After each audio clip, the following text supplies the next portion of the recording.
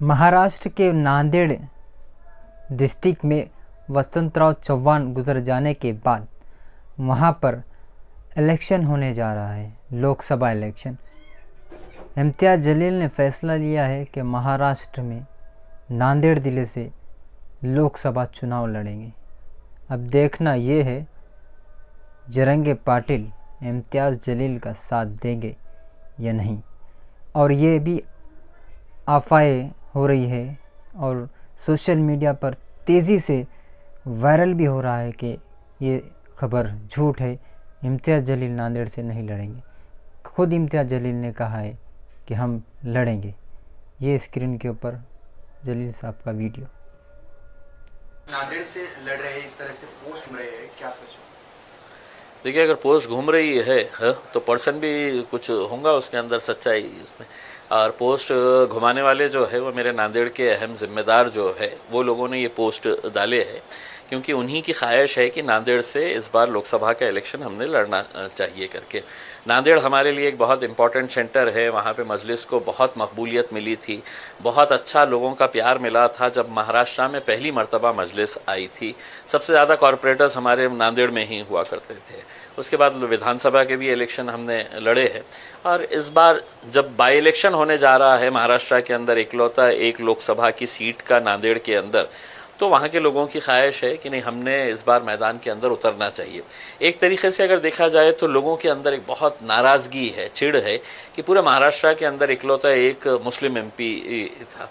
उसको हराने के लिए जिस तरीके से राजनीतिक साजिशें की गई है, पैसे का इस्तेमाल किया गया है, तो अब लोगों के अंदर उस चिढ़ को देखते हुए कहीं ना कहीं ऐसा लग रहा है कि नहीं, इम्तियाज़ जलील ने इलेक्शन लड़ना चाहिए करके, तो हम उतरेंगे मैदान के अंदर, किस्मत आजमाएंगे।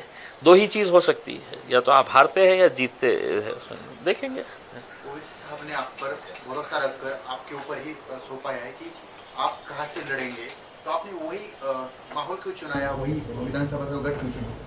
देखिए, लोकसभा की एक ही बाई इलेक्शन की सीट आई है। वहाँ के जो सिटिंग एमपी है उनकी डेथ के बाद ये बाई इलेक्शन होने जा रहा है। अगर कोई और उससे बेहतर अगर होती कॉन्स्टिट्यूएंसी तो वहाँ पर विचार करे होते, लेकिन चूंकि इकलौती एक सीट है और जैसा मैंने आपको बताया है कि मजलिस का और नांदेड़ का एक बहुत पुराना रिश्ता रहा है, हमारा बहुत अच्छा ऑर्गेनाइजेशन सेटअप है वहाँ पर, तो हमने नांदेड़ के अंदर जाने का फैसला किए है।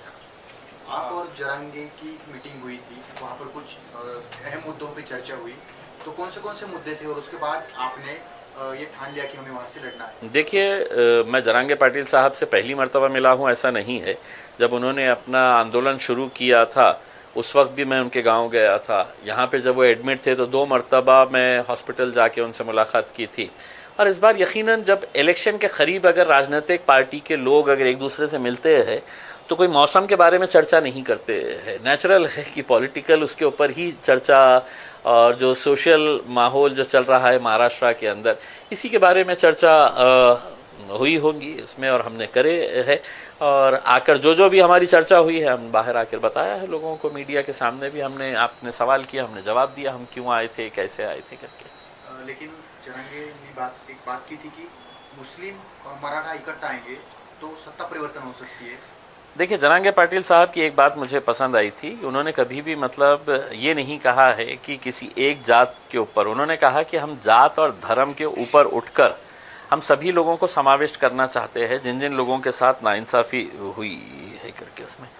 और एक अच्छी बात यह है कि जैसा मैं जरंगे पाटिल साहब के बारे में यही कहूँगा कि देखिए, एक समाज, किसी एक मामूली सा आदमी, एक सादा सा आदमी गाँव का उसके पीछे अगर जा रहा है तो कहीं ना कहीं उसकी जो प्रामाणिकता है अपने समाज के प्रति, इस वजह से पूरा समाज एक आवाज़ के ऊपर उठ के उसके पीछे जा रहा है।